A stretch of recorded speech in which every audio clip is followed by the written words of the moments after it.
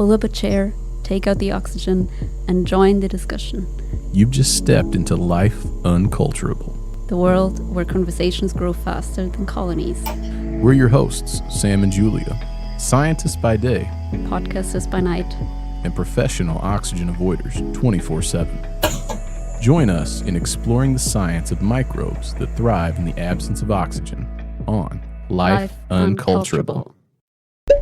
Well, hello and welcome to the next episode of Life Unculturable. Today we have a very special guest with us. So Sam and I are in the chamber, but we have Melanie Eldridge from Black Cat Microbiome Consulting with us. That's just one of the hats she's usually wearing. She's been in academia and the industry, and she's going to tell us all about what anaerobic microbiology or an anaerobic microbiologist is doing, threading through academia and the industry. So welcome to you, Melanie.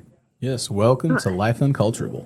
Well, thank you for having me. I'm glad to be here. Yeah. Nice. So, It's just Mel. Nobody calls me Melanie. It's just Mel. All right, fair enough. Did you get my email about the topic thing? The topic thing. And I didn't email you till like just a little while ago. Oh, then I probably didn't get it. But Okay, so you were talking about the minus 80 thing, and I was thinking that, well, it would be fun to talk about Oh, okay.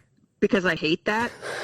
And so many people do that in pharma. They're just so emotionally tied to it. I just thought it would be fun to talk about it. That sounds like the perfect lab topic. I mean, if you bring it, we'll swing it. So Okay, cool.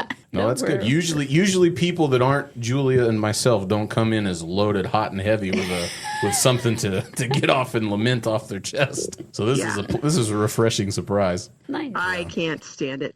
Yeah. Okay. Man, should we start with Should we that? start with this? Oh boy. If you want to. Yeah. I don't care. Well, Let's you want Sam to do introduce the, it, no, Julia? no, I'll introduce it. You're the Okay. introductory. All right. Julia, I think it's time we probably include our now good friend Mel in the lab yap. Yes. What do you say? Well, anything you'd like to get off your chest today? Anything bothering you? This is a safe space. Semi-safe space. Feel free.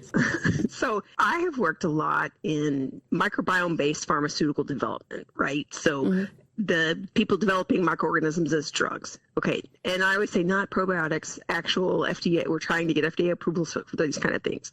Now, I worked at a CDMO for quite a while, which means that I worked on projects for a bunch of clients. And it is very surprising to me the number of people who are very emotionally tied to knowing how many organisms will grow out of their product based on CFU plating, right?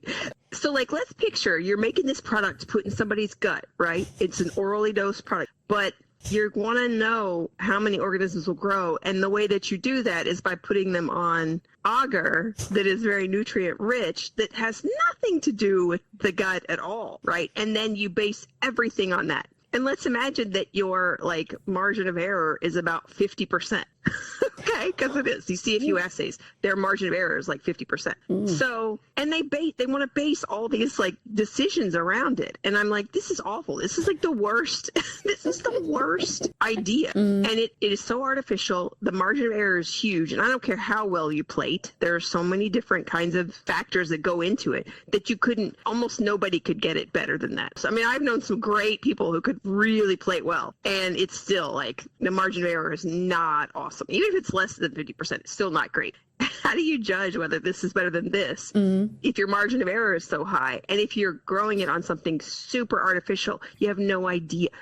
Faecalibacterium is going to grow, differently in your gut than it will on nutrient-rich media in the lab, right? Yeah. So I absolutely hate CFU, and I wish that people would stop trying to use that. But I mean, it's like all the other methods, that they could use to tell how many living cells there are. Living, I'm putting it in quotes, living cells that they have in there. They all have caveats, right? All of them. Because the other option is live dead staining, where you look at it under the microscope. Also 50% margin of error. Flow cytometry with the live dead staining, much smaller margin of error, but then what do you do with a dual stained population? And because live dead staining is based on membrane integrity, right? And so like half the cells are going to have dual staining because they might have like a little bit of membrane damage. And so then what do you do with those? So they all have caveats, but I absolutely hate CFU. And what I especially don't like is when people come in and they're emotionally tied to it.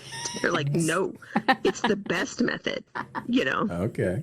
You'll be surprised how many pharmaceutical higher ups That is really so care. interesting, and I've never thought They about really it, care. to be honest. It doesn't make sense. Yeah. Not at all. All of these methods, any of the methods that we use in the lab, like we have to think about the caveats, right? Yeah. PCR, the caveat is, extraction efficiency certainly is different cell to cell based on what type of cell you're using, right? So just the DNA extraction is going to be different. And then if you're trying to extract from like a community, some will extract better, some will extract worse. It's the same thing for all these methods, Yeah. Wow. It's a lot. So why do you think these farm companies are so deeply emotionally tied to the CFU? So I've actually asked this a couple of different times because I'm like a Yahoo in these companies, right? I come in and I'm like, I'll ask them like weird questions and stuff and I don't care.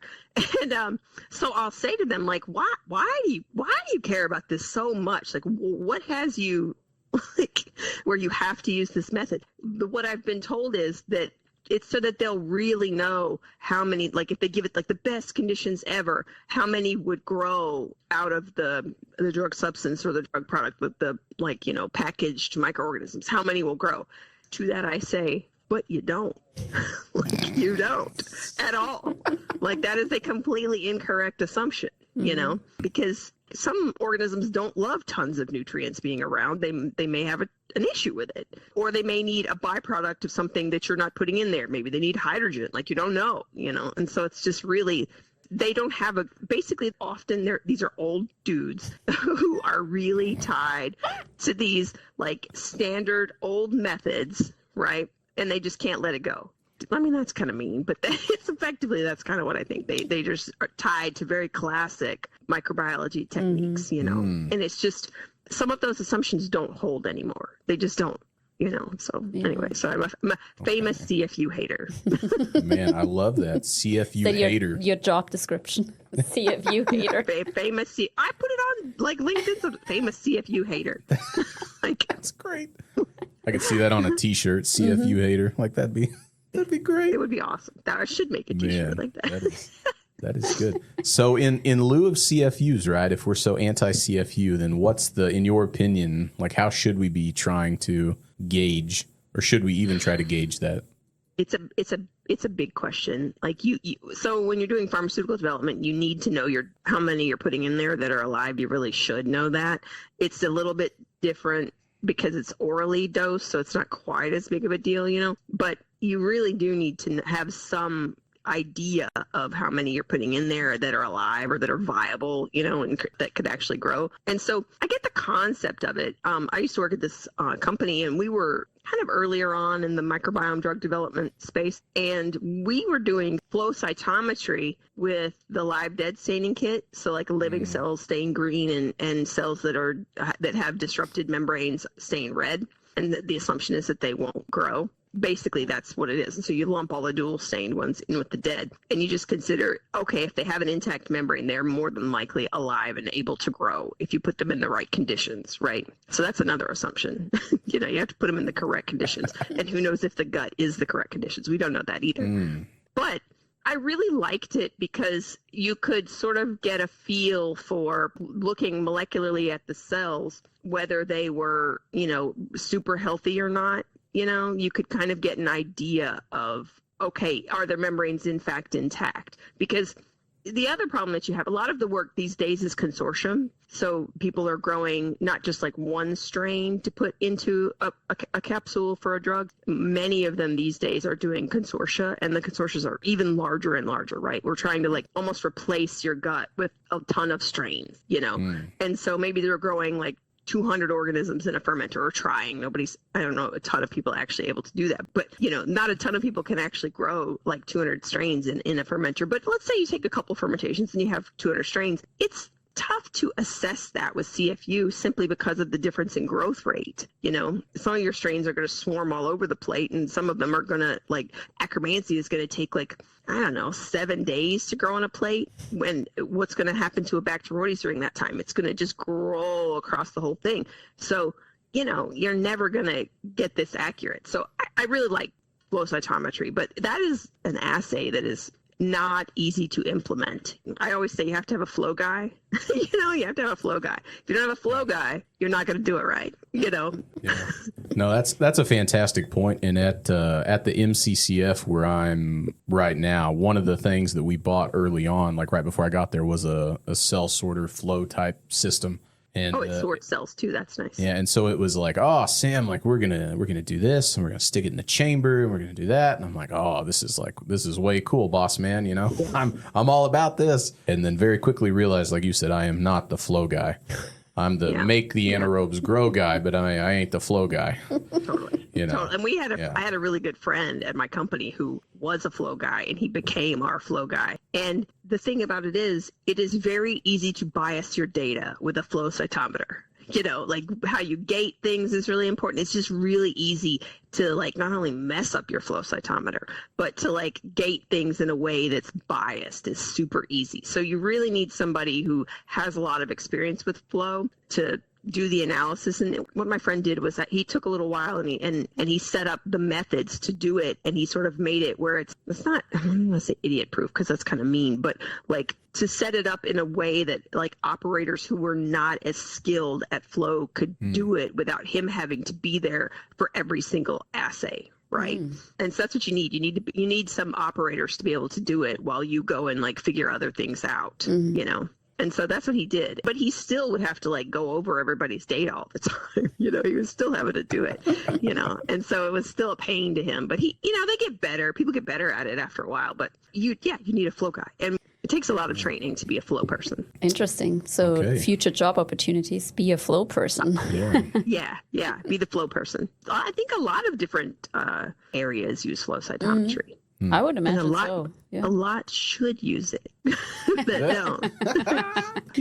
Those CFU guys. I was gonna say that's the one thing we will not be putting on our CVs going forward is CFU connoisseur. Well, that's the other thing is, so that's another thing, right? CFU is really cheap to do. It's very inexpensive to do. But flow, like, oh my gosh, those are so expensive. The flow cytometers themselves are very expensive. Then you got to pay for a flow person, right? Yeah. And it's just, it's a whole thing. But there's back-to-box sometimes people can use too, which is pretty cool as well. It's like a mini, small, like capacitance flow cytometer people can use as well. It's kind of cool. Something else to look at. Okay, cool. Never heard of it. What was it? Back-to-box. Back-to-box. Yeah.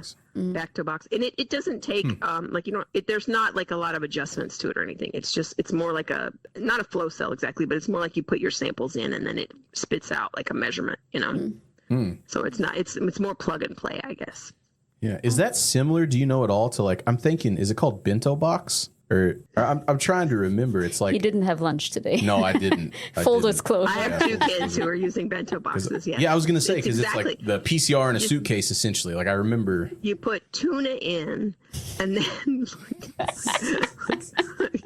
bento. Bento is like a Japanese like bento box. Yeah. That's what you're thinking of. Oh well, we'll just cut that part out.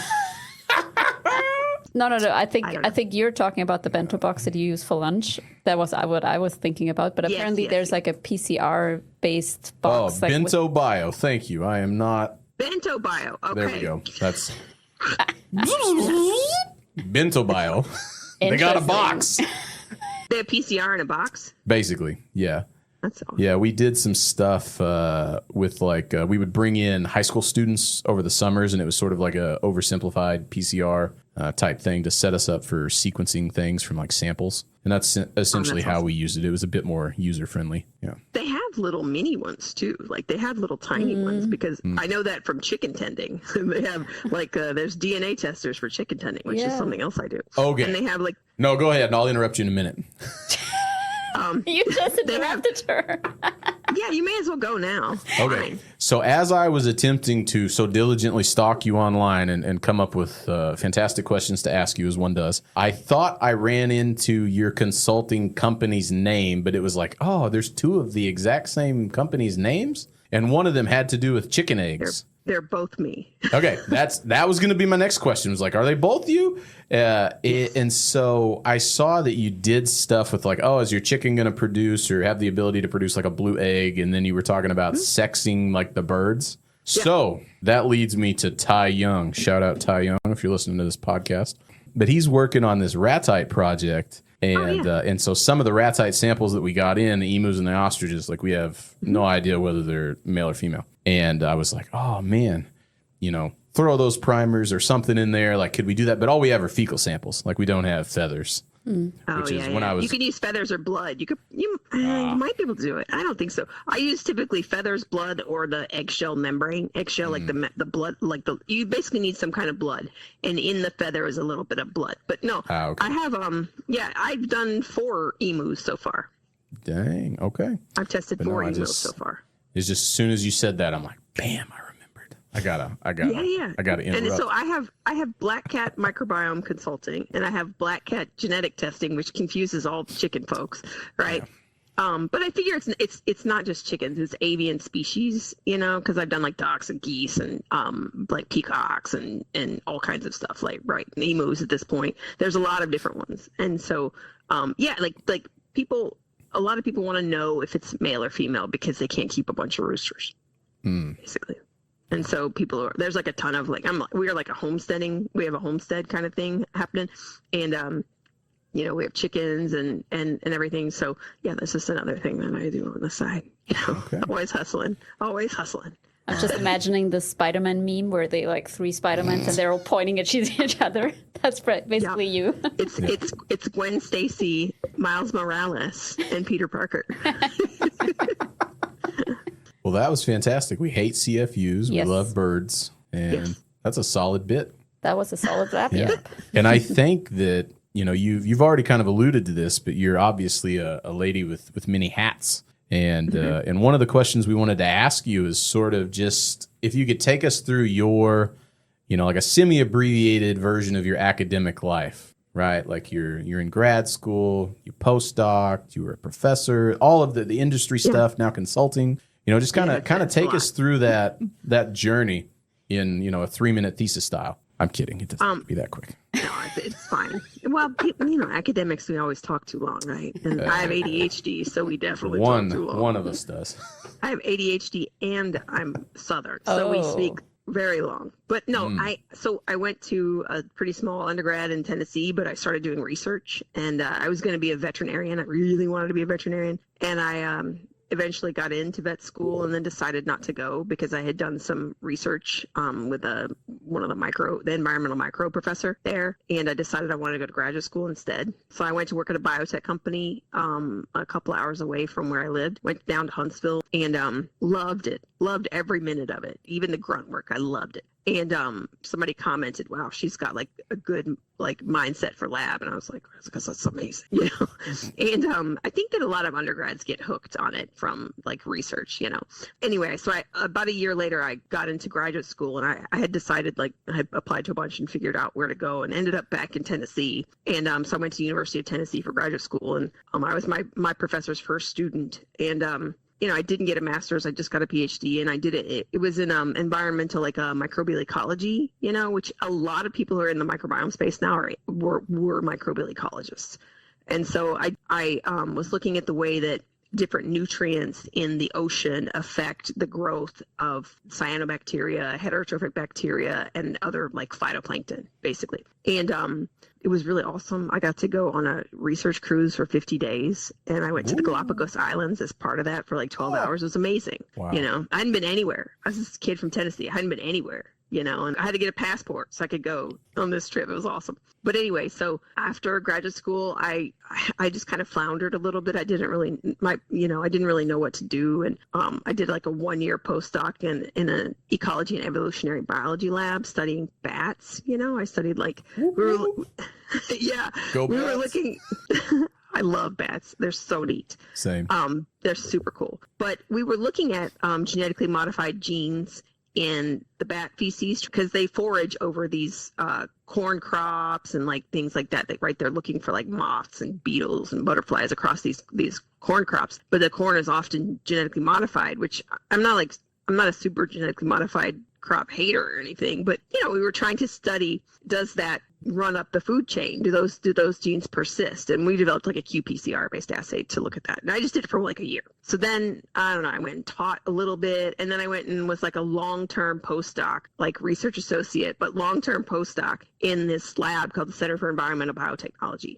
Really enjoyed that. Did a bunch of genetic engineering of strains to produce making them produce bioluminescence in response to different environmental contaminant, So like one of the big ones that I did was like estrogens and androgens, so like male and female sex hormones. And we went all over Tennessee, like collecting samples from wastewater to see if there were any kind of estrogenic chemicals or androgenic chemicals in those waters. And with this research, it was really cool. I got to go to Brazil and test waters down there. I transferred the assay down there. It was awesome. I made some friends that are my friends to this day. It was amazing. I loved it. And I got to go to China as well and transfer that tech up over there too. So it was really cool. I got to do a lot of fun stuff. And I stayed each time for like months at a time in these places. It was great.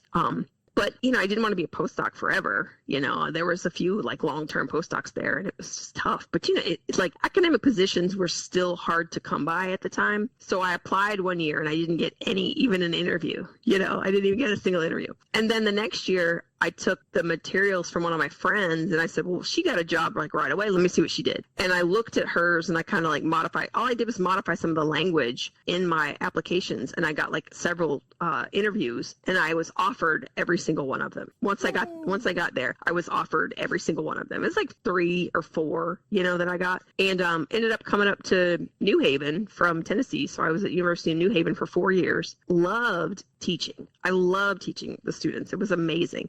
But academia is tough these days. There's not as many tenure track professors. And so all of the responsibilities fall on those people, and there's less and less of them. So, the administration is like, well, you have time. And I'm like, no, I don't have time. I would work 24/7. Like if I stopped to do anything, like go to the grocery store, I was behind, like it was 24/7. So I was doing research and teaching, and it was just a lot. It was a lot. And I did it for a few years. I was going to get tenure in the fall, and I was just like, and I won some teaching awards and stuff. I loved it. But what I found hard was that I asked hey, I can't keep this up. Like, what do I do? Because there's people that have been there a long time. Like, what do I do? And they're like, well, do less for your students. And I'm like, no, I can't do that. Like, that's not something I can do.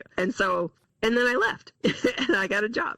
And my friend in the department, she said, hey, my husband's looking for a microbiologist. And I said, oh, I'm a microbiologist. And she said, I know. That's why I'm telling you. And I was like, okay. So then I went and interviewed with him. And I ended up getting a job at this company called Assembly Biosciences. And they were one of the earlier microbiome pharmaceutical development companies. And they were awesome. They're awesome. Like we built our whole CMC group, which is CMC, you guys, I don't know how much you know about drug development, but CMC is basically like the crew that figures out the process and establishes the methods around testing this process, basically. And then you take all of this info and you transfer it to an organization that will manufacture your products for you most of the time. Some of these companies will have their own manufacturing in-house, but most of them transfer to what's called a CDMO. It's a contract development and manufacturing organization. So I worked at Assembly for 3.5 years or something, and I loved every second of it. That's actually where I learned most of the anaerobic techniques that I know now, because before that I knew how to grow weird organisms, but I didn't know how to do it in an anaerobic chamber. But I learned really quickly, if you have really good technique, you can apply it to other things. And if you're sort of meticulous, you can apply it to other things. And that's often what I would look for when I was hiring people. Are you meticulous? I don't care if you know how to work in an anaerobic chamber. I would prefer you to know aseptic technique, at least some. But I want you to be a meticulous person more than anything else, and then I can teach the rest. But anyway, we were kind of at the forefront of a lot of the thinking around how to develop these drugs, because we were considering the products from all angles. I talked to my buddy in analytical development constantly. I talked to my buddies in drug product development constantly, all the time. But, as is the case these days, even then, the funding ran out because the company that was funding us got bought out by another company, and then they shut down the microbiome side. And so then we all kind of scattered to the wind. And now there's a lot of those people working at what microbiome companies are left. There's not that many left. And then I was pregnant at the time. I was like, I don't know what I'm going to do.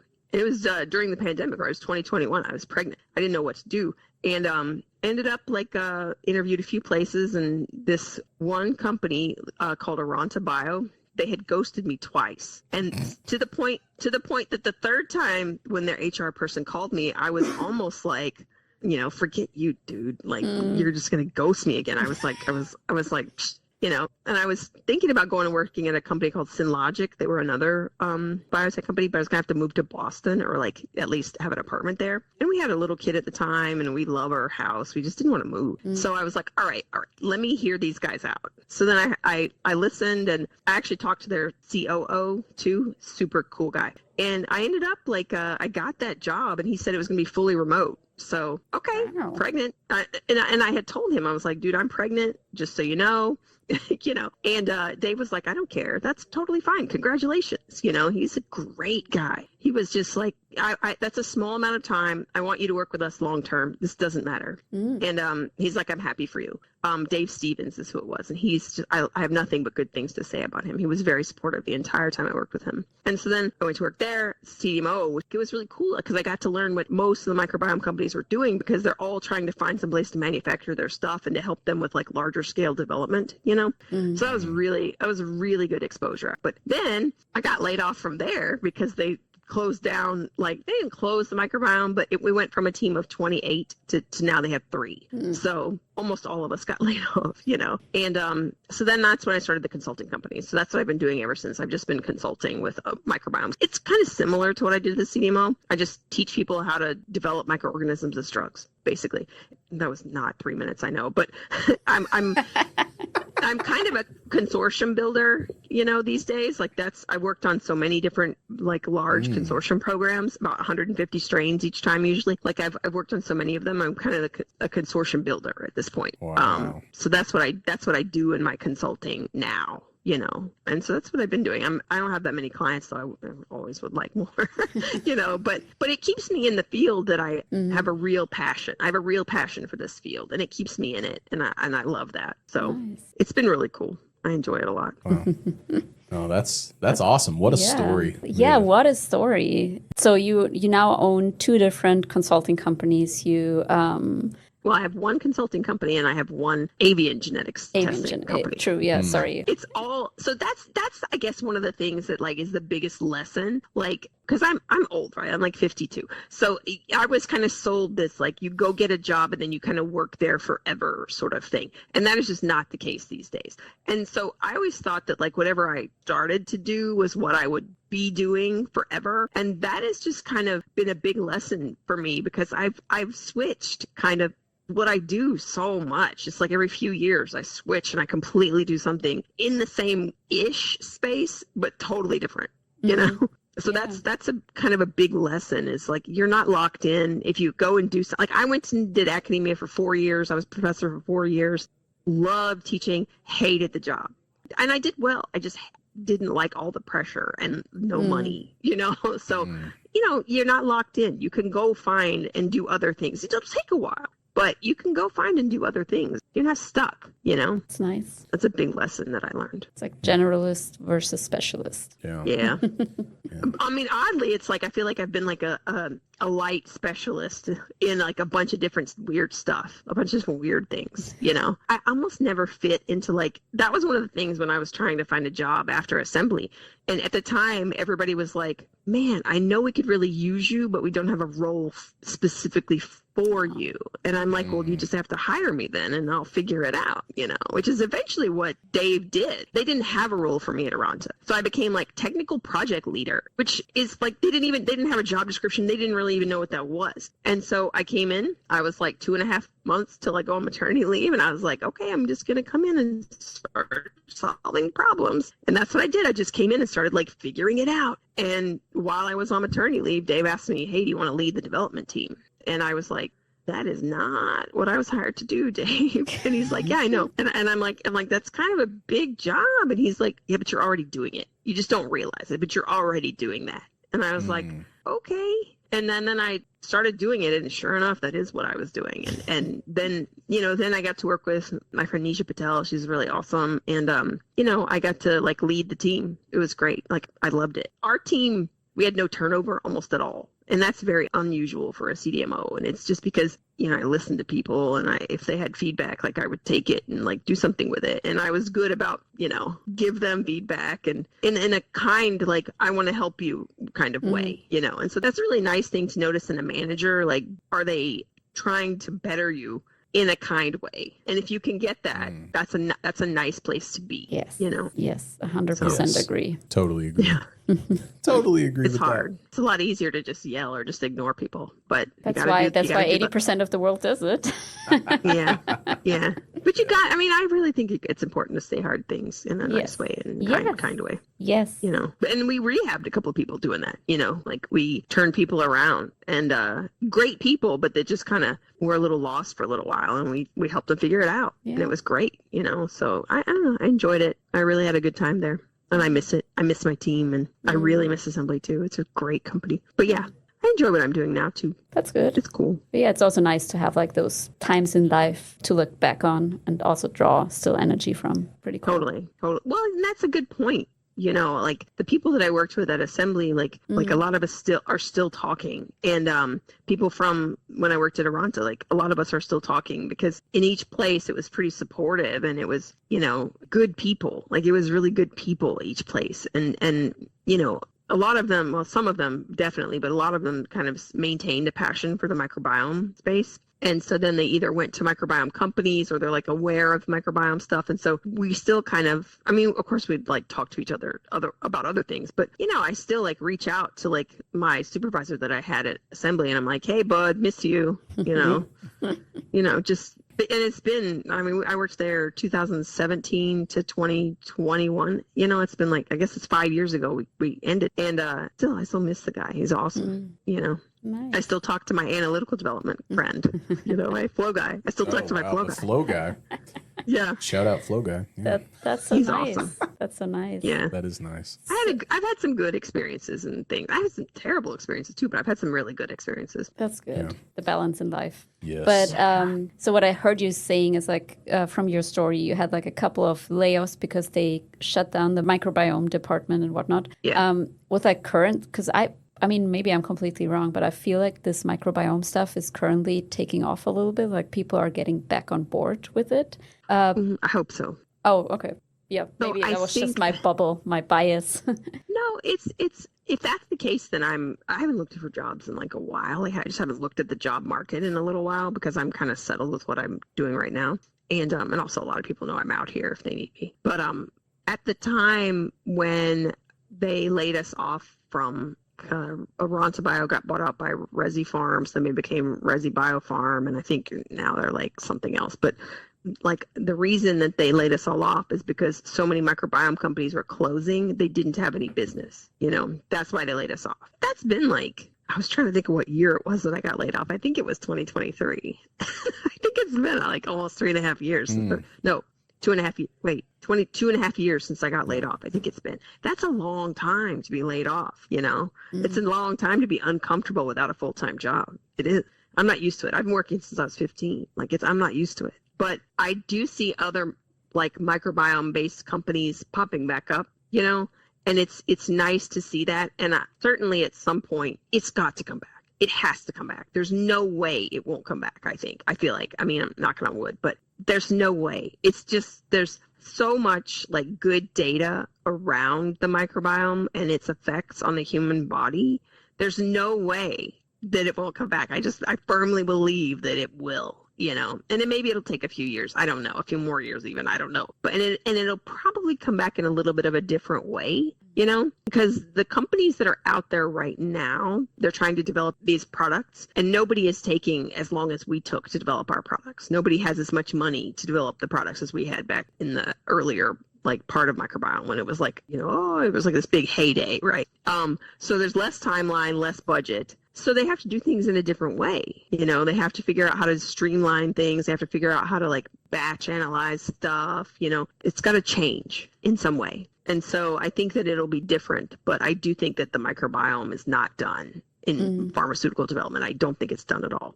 And there's some really cool, like, next generation probiotic. I shouldn't maybe say next generation, but there's some, like, a lot of probiotics are basically lactose and bifidose, right? Lactobacillus and bifidobacterium, a lot of them. And so there's some other companies that are now producing, like, Akkermansia or Christianella, or they're producing all of these other cool microorganisms. Violinella would be really nice if somebody would do it. But, those are like probiotics, right? So it's still cool to develop those. It's still nice. But pharmaceutical development is it's like a whole other way of thinking. Mm-hmm. That's one of the big things that there was this guy, Wayne, at Assembly Bio that told me, it was me and my friend Adam, who's the flow guy I keep talking about. Adam and I came straight from academia, both of us. And he sat both of us down. We were office mates too. When he sat us down and he said, look, you guys are going to want to chase down every single thing that doesn't work or figure it out. Like you want to go down every rabbit hole because you're academics. You want to know why. He's like, but it's pharmaceutical development and you can't do that. If it doesn't work, you have to quickly flip to something else and figure it out another way quickly, and it has to be in some ways when you're going into like a phase 1 trial, good enough is fine. You can't make it like fully commercial ready in your phase 1 trial because you don't even know if you have a product, right? You don't even know if it's going to work at all. So you can't be bothered to sit there and develop it for a whole other year because you want to know, or it could be better. It was really different. It was a really different way of thinking because I was definitely used to like, oh, this doesn't work. Let me spend some time figuring it out, like what's going on, and instead what you do, like, it's like when your PCR is contaminated. Do you sit there and figure out which reagent it is, or do you just do what I call burn it to the ground? You just get rid of all of it and then start back, And one of the students, like Kamal, who I love, she's brilliant girl, Kamal. And she said, when something doesn't work, don't change one variable, change all the variables. She said, I was just dying because that's how she summed up what we were doing. If it doesn't work, change all the variables. And she was brilliant though. She was really, really amazing. I loved her. Wow. But yeah, I've worked with some really funny and really good people, That's good. Shout out Adam, Kamal, and Dave. Yeah. Adam, Arterberry, Kamal, Yoshi, and Dave Stevens, and also Nisha Patel because she rules too. She's the person that helped me build that team. Nice. She was awesome. She was hands on the ground right away. So she was great. I love her. She's one of the only people that I know that's actually was trained in anaerobic microbiology as a graduate student because that wasn't my experience. Yeah. You guys are training in anaerobic microbiology, right? Yes, from a graduate student. But yeah, it's not many of us. Yeah, it's not. Yeah. But I mean, you understand the ways that things, like when you're working in, let's say, a koi chamber or a Bactron, I call it a shell, but when you're working in one of these chambers, it is not HEPA filtered usually, And so your aseptic technique has to be on point, man. Like, you're not working on the open bench, but, I always say that our koi is like a war zone. Your technique has to be like really good, Yes. Because if it's not, you're going to contaminate. You're going to. Yes. And so, we had a BSC in our lab at Assembly, and I never used it because everything was mostly in the chambers anyway. But like your technique becomes so good that like, you effectively don't need it. And it was like, air flying around. It just made me uncomfortable. Like, I don't know, it's bad. But I never used it because I, we would do things in chambers and you just already had to have good technique. Mm-hmm. Yeah, it's funny that you say that. And I don't know what your experience was like, Julia, but for me, so like Nisha, her PI was my PI in grad school. Oh, cool. And so I say that we overlapped for like a month and a half. Right, like she basically got there, or rather, like she defended essentially like 6 weeks after I arrived, more or less. And and it was just funny though because you mentioned that it seems weird, the whole like anaerobic training, like she was the only one as a postdoc. And so for me, at least in my experience at the University of Oklahoma, there was such a big emphasis in like anaerobic microbiology that it was like we were all anaerobic microbiologists together struggling through this stuff in our own weird ways. And I'm like, oh, like there are other people out there. Yeah, the bubble bursts. I know, the bubble. Moment. There is a whole other world out there. Yeah. And now I find myself in the more northern Oklahoma anaerobic bubble. It's so cool that you guys are getting that experience, though, because, like, you know, the only anaerobic microbiology experience that I had was your standard undergrad experience where they streak out Clostridium or Bacillus on the bench and then they put it in a gas pack jar or something like this. I didn't have any anaerobic microbiology experience except for the standard stuff when I started working at Assembly. But I did know how to grow weird organisms, and my aseptic technique was real on point, you know. When I got there were the managers of each group. So analytical development, drug substance development, drug product development, and then QA. So like the quality folks. And there was like 3 lab-based employees there when I got there for the microbiome side, 3. And I was the 4th. And the guy that they hired, he was a mammalian cell guy, and he could not grow bacteria. Whoa. He couldn't do it because, well, I mean, that's what they do. Like mammalian cell people, they don't want to grow bacteria, you know. They actively want to not grow bacteria, you know. Yeah. And so it turns out he couldn't do it. And so I came in and I'm like, okay, what are we doing? And it's taken like 2 or 3 days to get like some normal strain to grow. And I was like, something's weird, you know. And I went and trained, actually went down to one of the CDMOs that we worked with. And like, I was like, y'all just show me what you're doing. And I went and I looked and I learned like, okay, this is what's happening. This is where you can get oxygen intrusion. Okay. And I like kind of learned some of the stuff. And then I came back and we were off to the races, you know.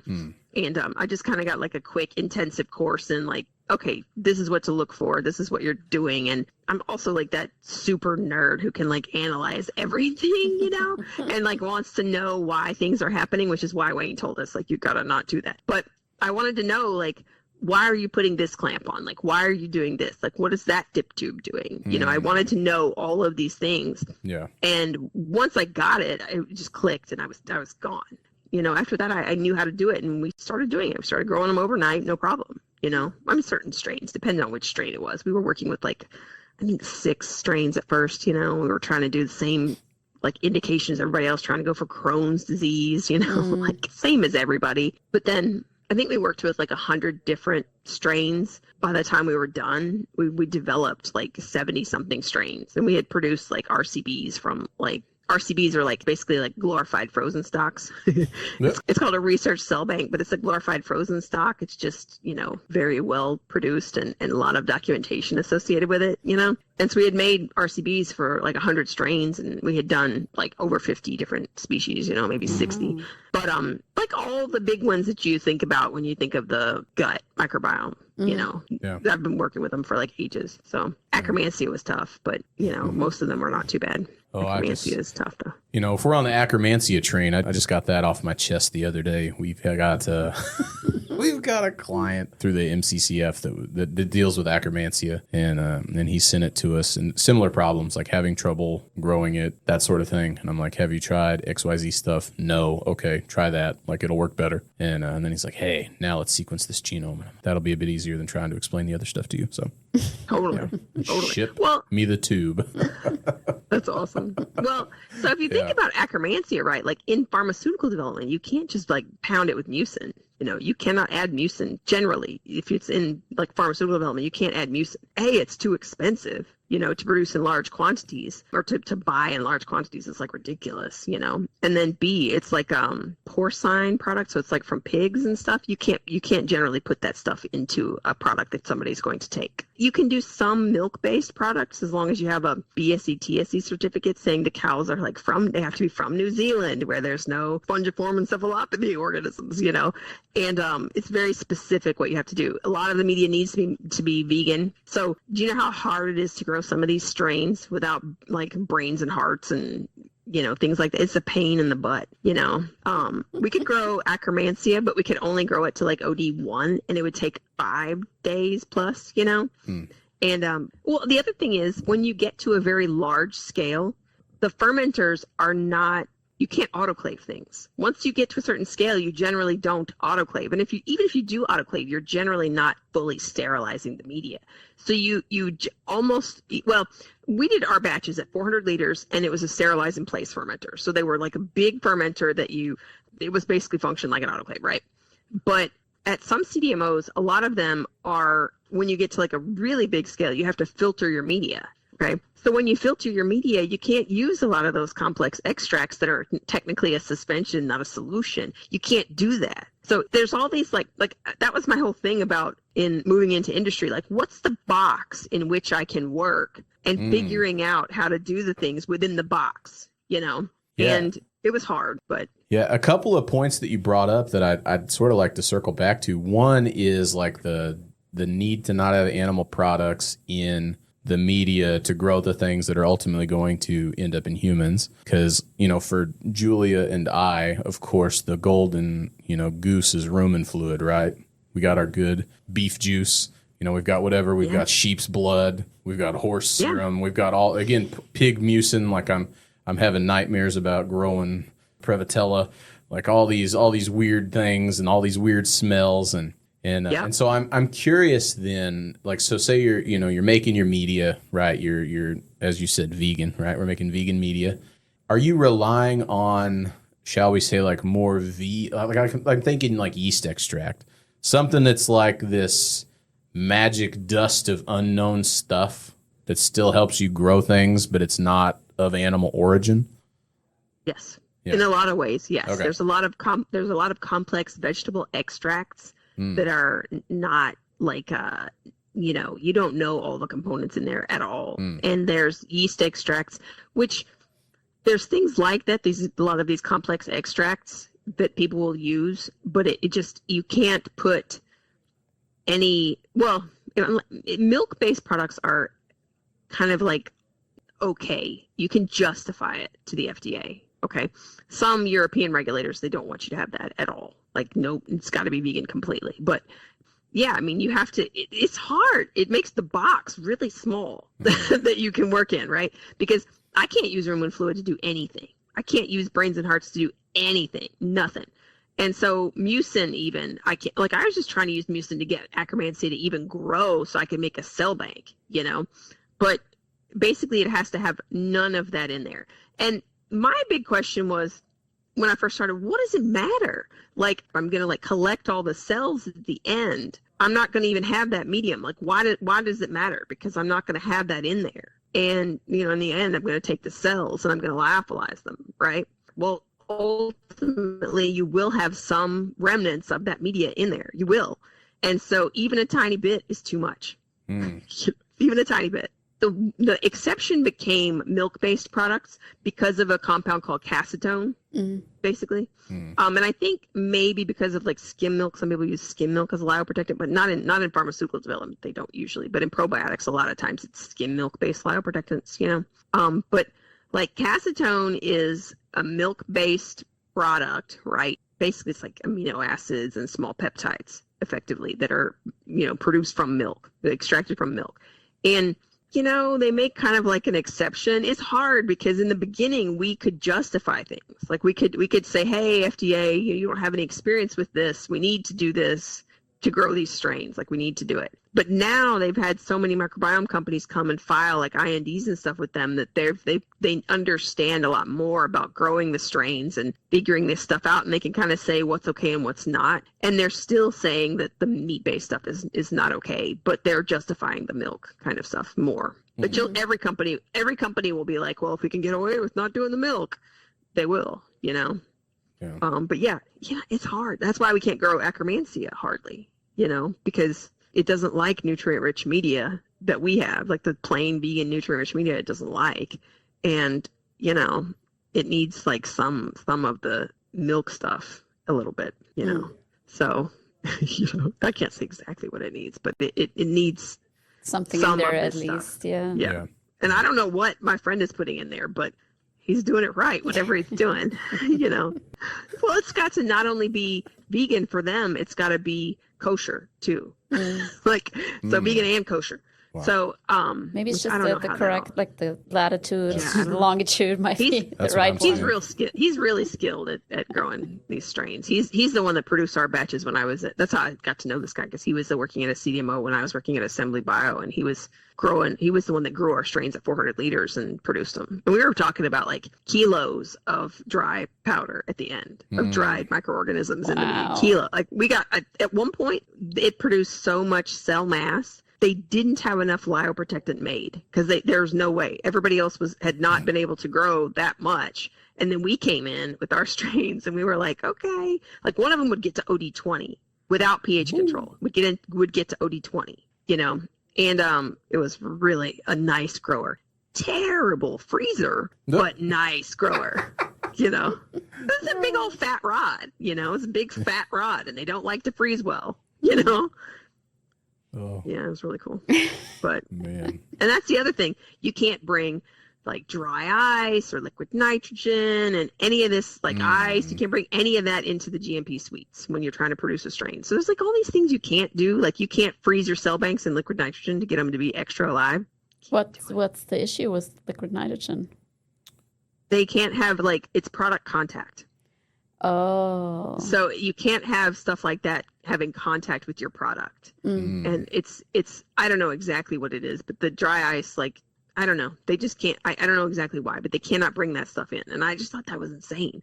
Now, when I was at assembly, we had somebody figure out how to do liquid nitrogen, but it was like lightly questionable. You know, it was lightly questionable. You know, I think that part of it is they have no way to show that it's sterile, right? And so you don't want to introduce microorganisms into your product. And so, but the thing is, like, if you're trying to do it in a closed, like, if you have like a closed tube or like a closed, like, lyo tray, because we had lyo trays with like covers and stuff, like, it's probably not going to get a microorganism in there, but you can't risk it. That's GMP. They will not risk stuff like that. So it's just complicated. Like the box is really small, you know, but but if you're interested in like experiments and like figuring out how this stuff works, it's really interesting, you know. It's frustrating sometimes, but it can be really interesting too.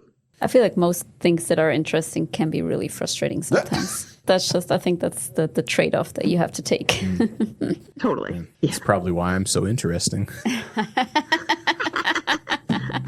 Oh, no. Oh, man. Wow. I don't even know where to go from there. Julia, do you think we should rattle on down to the bottom of the page? We've been kind of going back and forth between academia and, and industry. Maybe that would be a good put it to the test. Because we have like the second bit that we usually do in addition to the lab yap, where we like play a little game. And sure. Sam has prepared the who is more likely to game. Oh, nice. Yeah. Yeah. Now having spoken with you now for however long we've been on this call, I'm like, I think I know how these are going to fall. But nonetheless, we ask away. Julia, you want to take it away or you want me to take it away? It's always you, Sam. It's always me? It's always going to be you. So, Mel, one of the, like Julia mentioned, we love to play games around here, silly things. Think of this academia versus industry as sort of like a this or a that. We're essentially just going to read off a statement, and then you're going to tell us whether it is academia or industry, essentially, to answer this particular thing. And so we've got a fistful. I'll take, like, say, the first half, and then I'll let Julia finish up. So, without further ado, drum roll, please. Oh, there we go. I appreciate that in the background.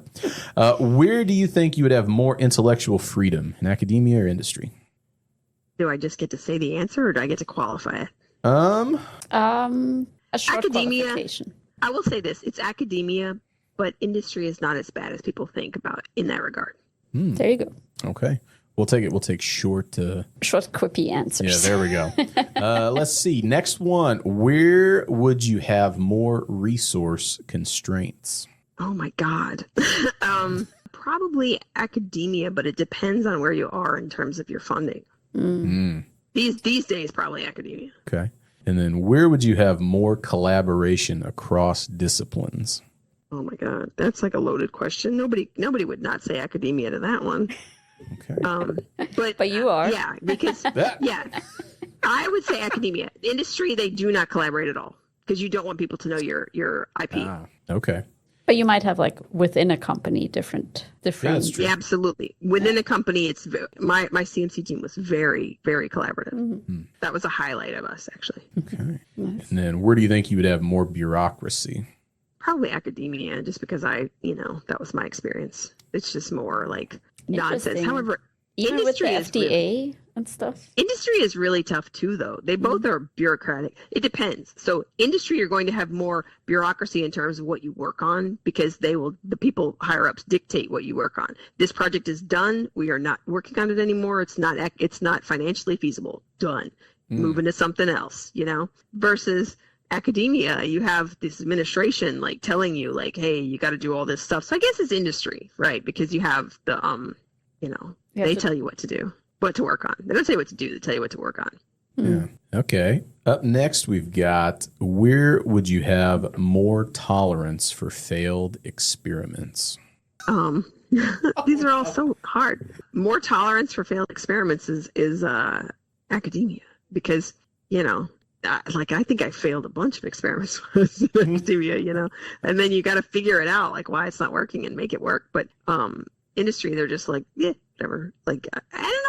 Could be either one, man. This is tough. Well, clearly I should have picked other questions. I was like, oh, these are pretty straightforward. I had an idea like, oh, she's going to say this here and that here and this here. And nope. Tolerance for failed experiments is, in industry, they tolerate it, but you just got to move your butt and like figure out what it was or do something different. There's no time for failed experiments almost in industry, That's fair. Julia, you take away the rest of the list. Well, I mean, I feel like with what we just talked about, the next one might be easier, is where would you have faster decision making? Oh, that's for sure industry. Yes, we got the industry in one of the questions.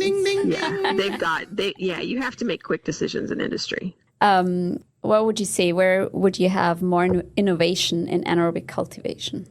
That's a tough one too, because I mean, in industry you have to be able to innovate, but I would say it's academia, because a lot of the good new discoveries and the research going on about these strains is happening in academia. So I really think that I have a lot of respect for academics studying this stuff. Interesting. Okay. Where would you say there's more room for taking a creative risk? Oh, that's a good one.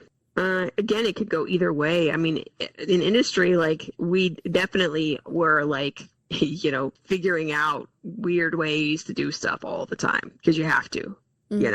But in academia as well, depending on your resources, sometimes you have to figure it out without what you need, figure out how to do something without something you really need, so it's tough. Maybe industry. Then maybe a more lighthearted question would be great. Yes, thanks guys. Good God. You can blame me for those. I'll take full credit for that. That was my bad. Fine. I love those questions. These are all it's tough. It could go either way, man. Well, that's why they're interesting. I meant for it to be tough then, obviously. It is tough. I hit the brief. So where would you say there's better work-life balance or boundaries? Oh, my God. So my experience was industry has better work-life balance. Okay. I've worked for some places in industry. That was the thing. That was what they did. They had better work-life balance, right? Like at assembly at 3:00 on a Friday, there was nobody. It was a couple people left, and I was like, oh, I could get used to this. It was pretty nice, But I would be kind of not on call exactly, but if a GMP batch was running and they had an issue, they could call us in the middle of the night. And that was a pretty small trade-off for having really good work-life balance. Otherwise, you're just kind of on call because this client that you care about, their batch, something is going wrong with it, or the operators in GMP needed an expert to weigh in on what they should do. You care about it, and so it's not a huge thing to be oh, sure, I could take a middle of the night call, Interesting. It doesn't happen very often either. It didn't happen very often. What is a GMP batch? As a stupid question, maybe, but just out of interest. No, most people don't know. So what I was doing was figuring out how to grow and preserve the organisms, right? You can figure all that out. That's the development side. You figure out how to do it and how to scale it up to a larger scale, right? When you need to produce it to actually put it into a capsule, to when you need to produce the bacteria and put them in and be able to put them into a capsule, you have to produce them under good manufacturing practice. That's what GMP, good manufacturing practice conditions. And so that is the people who manufacture your product. They'll make it in these good manufacturing practices conditions such that it's allowed to go into a human. If you just make something in the lab, you're not allowed to put it into a human, What? Generally. Don't look You at don't her just go around. You don't go LinkedIn around video. drinking your cultures. You don't go around drinking your. Although we did often joke about drinking our cultures. We did. We often joked about it, but Did we you didn't ever? actually do it. Oh. No, I wanted to so bad.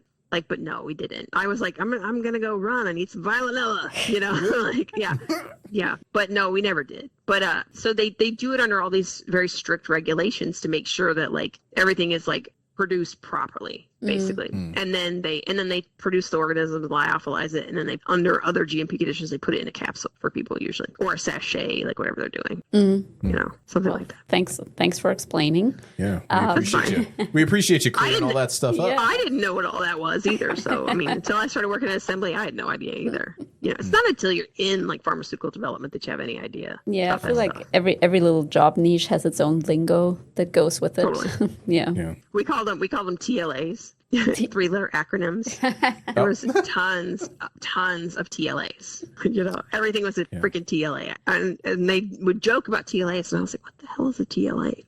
And then they told me it's a 3-letter acronym, and I was like, "Oh my god, you guys are like, it's like a dad joke, right?" You know, everything is a TLA. We had like a folder of TLAs. Like, Does it come with your tons of- onboarding? It's like, here's all the TLAs you need to know. No, but people constantly were like, "What is that? I don't know what that one is. You know, what's that one stand for? I don't know." You know. Well, that's kind of That's nice. not Then part of there were other people that fire didn't hose. know. Yeah, it wasn't just me. It wasn't just me. you. Yeah. You know, that's the thing. I'm just that Yahoo who will say, "I don't understand what you're talking about." You know, like, what is that? You know, I will always say if I don't know something. We used to say like, so all this like acronyms and like these things about GMP. When we would work at Aranta, every time we would hire somebody, we would say, at first, it's going to feel like we turned the fire hose on you, like you're drinking from a fire hose. And don't worry, it gets easier. You know, it's just at first, it's going to feel like a fire hose, you know, and then they finally like, it takes them a little while and they get up to speed and they're like, "Oh, okay." And then all the TLAs are fine, you know, but it's a lot. Like when I came back from maternity leave, I was like, oh my God, how am I going to do this? What am I doing? You know? So you threw out a couple of volumes. Like I heard 400 liters. I think I heard 100 liters. Like what would you say is the largest single batch that you've worked with? The largest single batch that I've overseen at Aranta was 250 because their biggest fermenter is 250. But when I was at assembly, we did all our batches at 400 liters. And this is not considered that big, truthfully. Like the probiotic folks are doing like tens of thousands of liters, like 30,000 liters or something sometimes, you know, like, and if you could imagine how to harvest cells like that, you know. What centrifuge is even big enough? Okay, so they have what's called a continuous centrifuge. They have an army of undergrads with like 400 centrifuges, you know. But no, they have like what's called a continuous centrifuge. So what they're doing is they're taking a culture and funneling it into a centrifuge, which then is pulling off the liquid, and then that goes back into the and then the like, you know, cells and stuff, like cells and concentrated liquid goes back into the fermenter, and so it's called a continuous centrifuge. But it's really hard to make that anaerobic. So they just like plow like dry nitrogen on top of it, just plow like pure nitrogen on top of it to keep it anaerobic-ish, you know. I mean, this is one of the reasons why a lot of the strains are lactose and bifidose, right, in probiotics, because if you're going to produce them at large scale, it's hard to harvest them. But a lot of people do what's called TFF, tangential flow filtration, and so what they'll do is they'll just yeah, exactly. There's so many, but they'll do that TFF, and basically TFF is a similar thing, except instead of passing it through a centrifuge, it just passes through a membrane, and it's kind of like it's kind of like reverse osmosis. It's sort of, you know, you're taking out some of the liquid and then putting this stuff off of there back into the fermenter. Effectively, is what you're doing.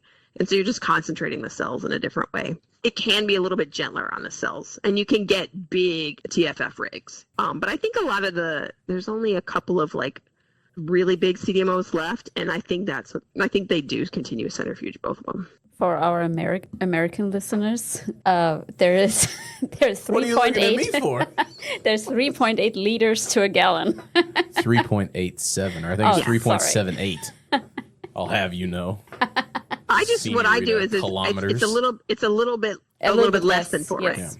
right? Yeah. I mean, maybe they're not all scientists that are listening, but it's a lot of scientists probably who are listening. So hopefully they have some concept of, and if they don't, they should, because the metric system is great.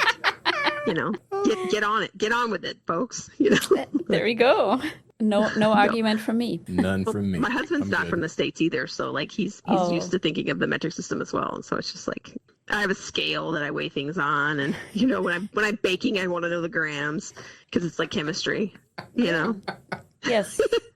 Yes. I told you I've recently converted to a scale for my you focaccia, so True. you're welcome. True. Oh, nice. It's fine. But do you weigh it in grams or ounces? Grams. Oh, cool. Yeah, good. If you know who Alton Brown is, he's like a food guy, but he's really like kind of scientific about it. He often lists his recipes in both metric and the English standard, I don't know what you call it, like the American system.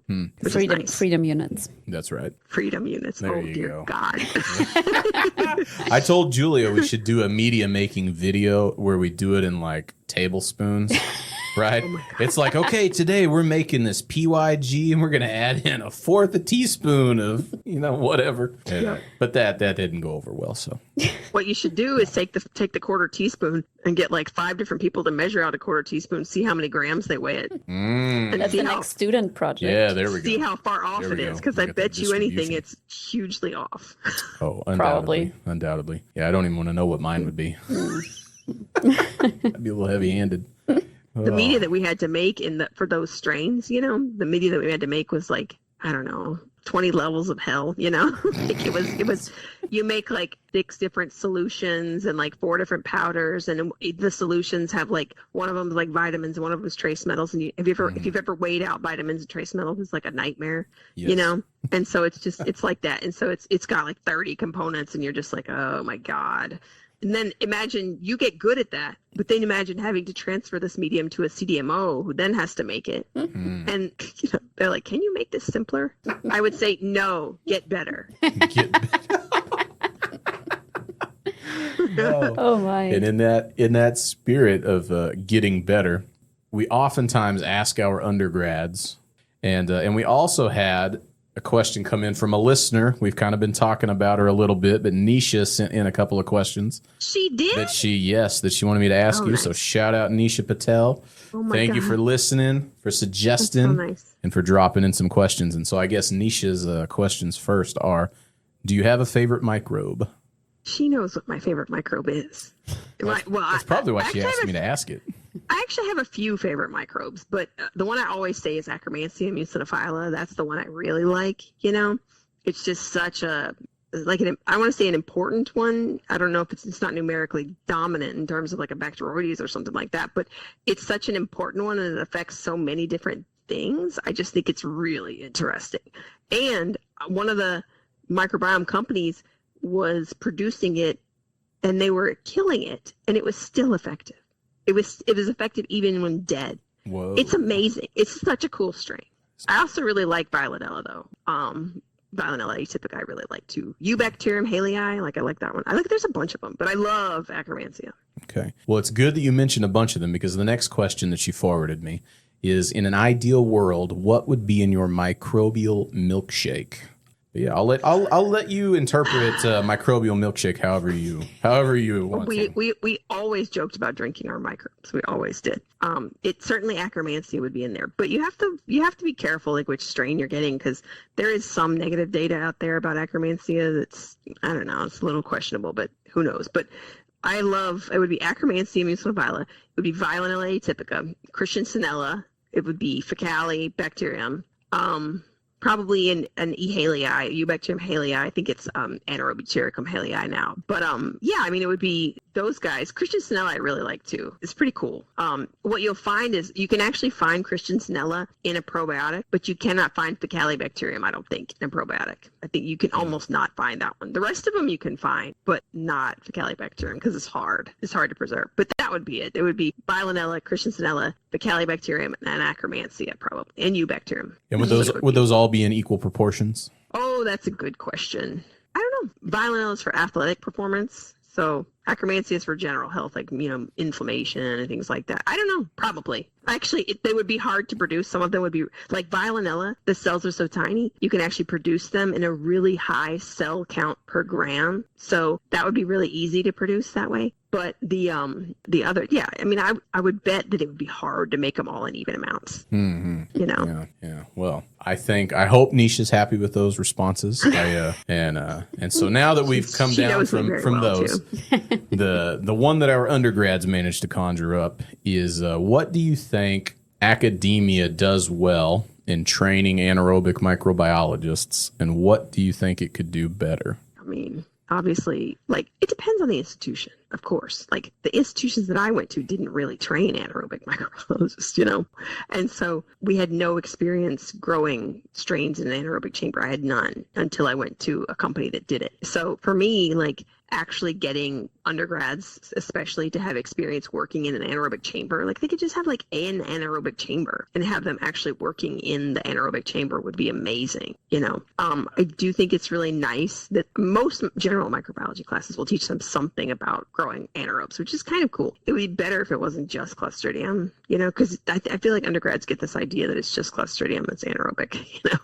And so it would be nice if they talked a little bit more about anaerobic organisms, because I don't think that they do it too much in a general microbiology class. But at least they do it some. They do have some experience, you know. They do see that things grow without oxygen. But, you know, I don't think that they do a particularly good job, most universities, of getting any experience growing in an anaerobic chamber. My old university had really good hands-on methods to teach people mammalian cell culture. Like, they had a class where you learned how, with really good technique, to do mammalian cell culture. And that's pretty unheard of too. But we had a great professor there. Like, they had, I don't know how many of these BSCs they had. It was like 6 or something in there in the lab. And they would have like 2 students per chamber and then like 1 sitting waiting. So they would just all learn how to do mammalian cell culture. And actually a number of them got jobs based on having those techniques. So if they could do something similar to that for anaerobics microbiology, it would be awesome. Yeah, I think I totally agree with you there. And that's something that, as I'm mentoring undergrads, especially in the lab, I always try to tell them, like, hey, you're a sophomore in your undergrad, you're doing this. This is really cool. Obviously, I'm biased, but I didn't start doing this until I was like probably 9 months or a year into like my PhD. Like, I didn't touch a koi, and, you know, I never used a gassing station. I didn't do any of this stuff that like you're getting to do, you know, 2 years before you get your bachelor's degree. And I'm like, don't get that lost on you. I'm like, this is some cool stuff. It's a big deal. Yeah, it's really neat. Yeah, I feel like with all of those like more complex methodology, the issue with teaching undergrads is just amount, right? You can only teach, like, let's say you have 6 anaerobic chambers or spaces in the anaerobic. You can only teach 6 students at a time. Yeah. Exactly. Yeah, she could teach. Yeah. I think hers was under 16. I think ideally it was 12. I think it was 12, and because I think they had 6 chambers or something like this, and so they would have 2 to a 2 to a BSc, and they would try to add students to her lab, and she'd be like, "No, there's no space. You cannot do that. Like, we physically do not have space. Like, you can't do this." And so it's a good point, because my classes were 16. The labs were 16 at a time, and if I had 1 anaerobic chamber, it would be like they would never get any time hardly in it, you know. Yeah. Well, it has been an absolute pleasure, Mel, to have you on the Life Unculturable podcast. I could remember the name of my own podcast. Yeah, I was going to say. We do genuinely appreciate you taking the time out of your undoubtedly busy schedule to sit down and yap with a couple of us for a few hours. And we really appreciate your knowledge and your insights, and especially your take on anaerobic microbiology in the industrial realm. I think that's been a refreshing perspective for me, and definitely the burn all the bridges, burn all the things, scorched burn it all earth to the ground. I'm going to do some of that this afternoon, I think. I think my biggest takeaway is also do better. Oh yeah, just do better. That's it. Can you make it simpler? No, do better. Yeah. And is there, if somebody wants to get a hold of you in any particular way, check out what you're up to, get in touch with you, you know, how would someone do that? What would be the best way? I'm on LinkedIn. You know, I'm there on LinkedIn pretty obviously, like, you know, Melanie Eldridge. You know, it's pretty easy to find me on LinkedIn. I don't post a ton on there right now, but yeah, I mean, I will see a message if it pops up for sure. Yeah. Awesome. Nice. Well, they can also do my chicken genetics company. Hey, there we go. Black Any cat. chicken tenders. Black cat genetic testing. Black Yeah. cat genetic testing. Or, There we go. there's also Black Cat Microbiome Consulting. There we go. I have And whatever companies. Black cat T-shirts will also be the next one. I should make Black Cat T-shirts. I do need Yes. to. But anyway, thank you for having me. It was really nice to talk to you. All right. Thank you. We'll be Thank seeing you. you. Thank you It was so very much. nice to meet you. Bye. You too. Bye. Bye. And Zinzeva too.